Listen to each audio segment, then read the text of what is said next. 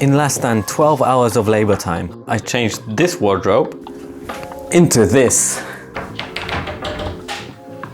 The best part is anyone can do this by working smart, not hard. Keep watching to learn how. You can get away with using super basic tools to achieve amazing results. It starts with getting rid of the old furniture. It took a little effort to remove everything out of the house. Once I've cleared everything out, I needed to make the back wall all nice and smooth, since the finish on it was rough because of the renovations that we did here a couple of years ago. So what you see me doing here is gluing some drywall onto the existing concrete wall, and then applying some white paint on.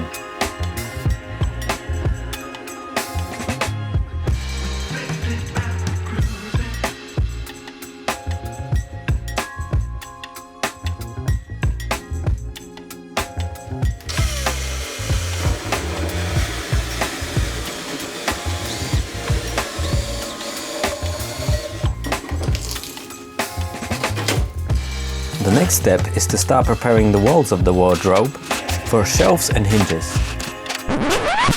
What? No shop time? That's right, so let me come clean now. I didn't spend a single hour in a woodworking shop.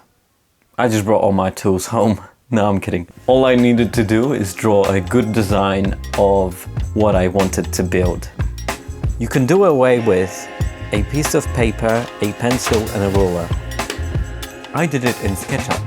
SketchUp is quite simple and effective, and there are plenty of tutorials out there.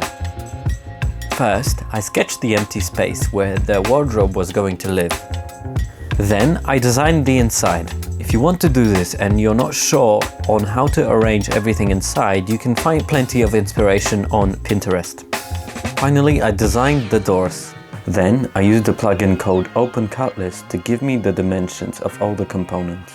I submitted my parts list to a sheet goods distributor. They have high precision machinery to cut to size, edge band the pieces that I select,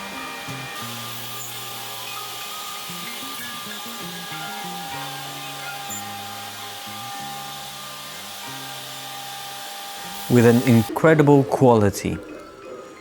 And all of that with just a few clicks of a mouse. Now I know this service might be available in some parts of the world, whilst in others it may not. But even if you don't go this route, the efficiency improves when you first design and then make.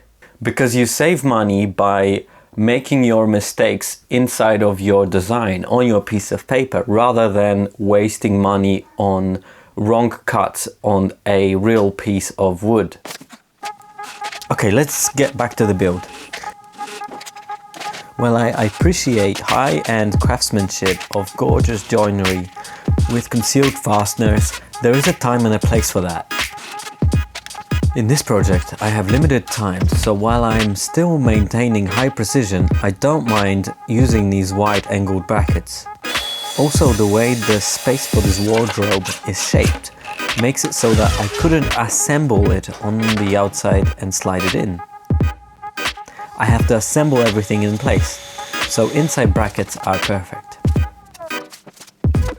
I designed a couple of the components oversized so that I could cut them down to size with precision. Now, even though you see me use a plunge saw for this project, in this instance you could get away with a circular saw and a drill.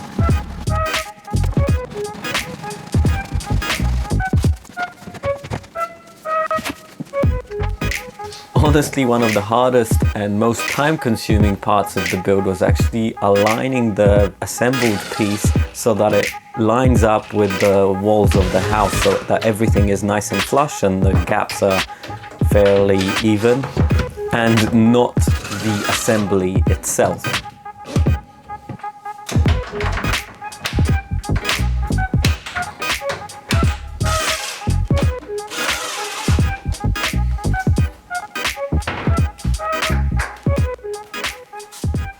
After everything has been assembled, I secured the cabinet to the back wall of the hallway, and voila!